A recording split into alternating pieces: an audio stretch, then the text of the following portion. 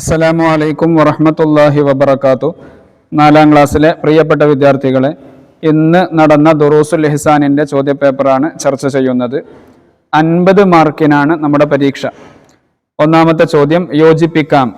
ഇവിടെ ബോക്സിൽ ഉത്തരങ്ങളുണ്ട്. ശരിയായ ഉത്തരങ്ങൾ തിരഞ്ഞെടുത്ത് എഴുതിയാൽ മതി.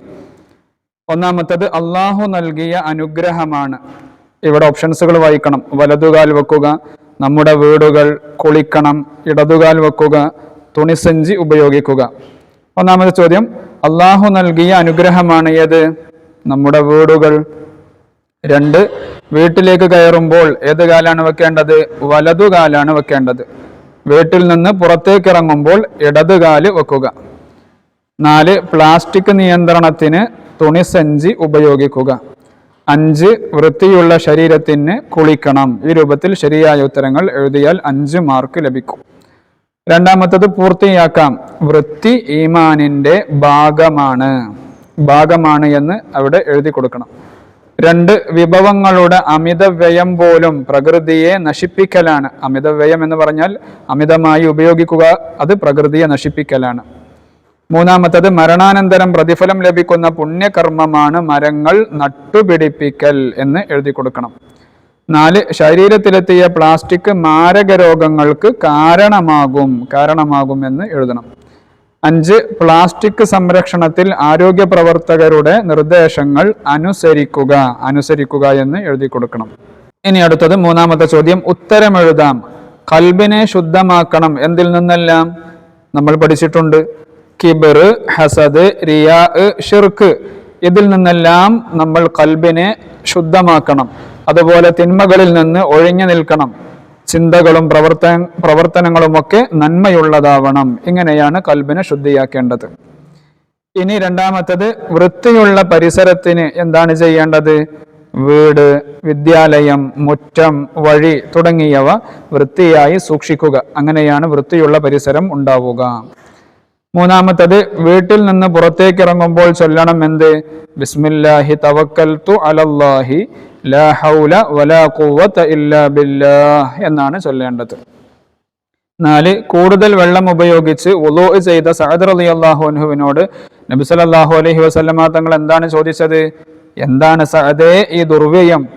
എന്താണ് സഅദേ ഈ ദുർവ്യയം? ദുർവ്യയം എന്ന് പറഞ്ഞാൽ അമിതമായി ഉപയോഗിക്കൽ, അതിനാണ് ദുർവ്യയം എന്ന് പറയുന്നത്. അപ്പോൾ നബി തങ്ങൾ ചോദിച്ചത് എന്താണ് സഅദേ ഈ ദുർവ്യയം? ഇനി 5ാമത്തത് പ്രകൃതി എന്തെല്ലാം ഉൾക്കൊള്ളുന്നതാണ്?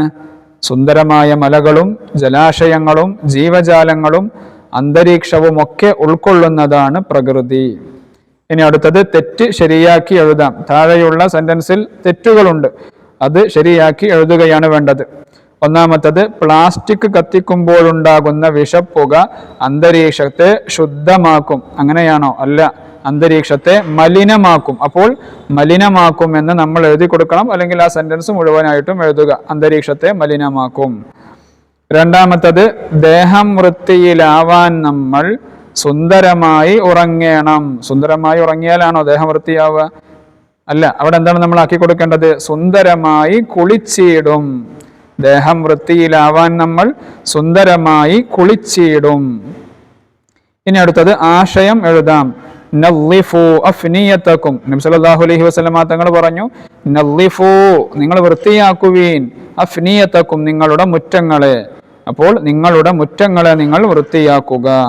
2ാമത്തത് ലഹറൽ ഫസാദു ഫിൽ ബർരി വൽ ബഹരി ബിമാ കസബത് ഐദിൻ നാസ്.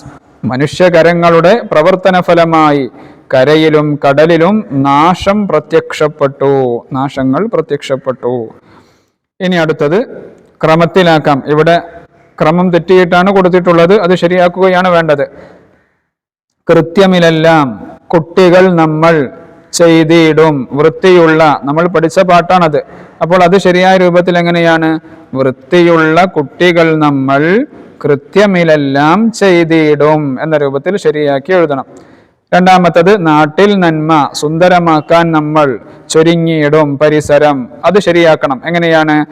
പരിസരം സുന്ദരമാക്കാൻ നമ്മൾ നാട്ടിൽ നന്മ ചൊരിഞ്ഞിടും. ഇതാണ് ഇന്ന് 4ാം ക്ലാസ്സിൽ നടന്ന ദുറൂസുൽ ഇഹ്സാനിൻ്റെ ചോദ്യപേപ്പർ. വിദ്യാർത്ഥികളൊക്കെ നല്ല രൂപത്തിൽ തന്നെ ഉത്തരങ്ങൾ എഴുതിയിട്ടുണ്ടാകുമെന്ന് പ്രതീക്ഷിക്കുന്നു.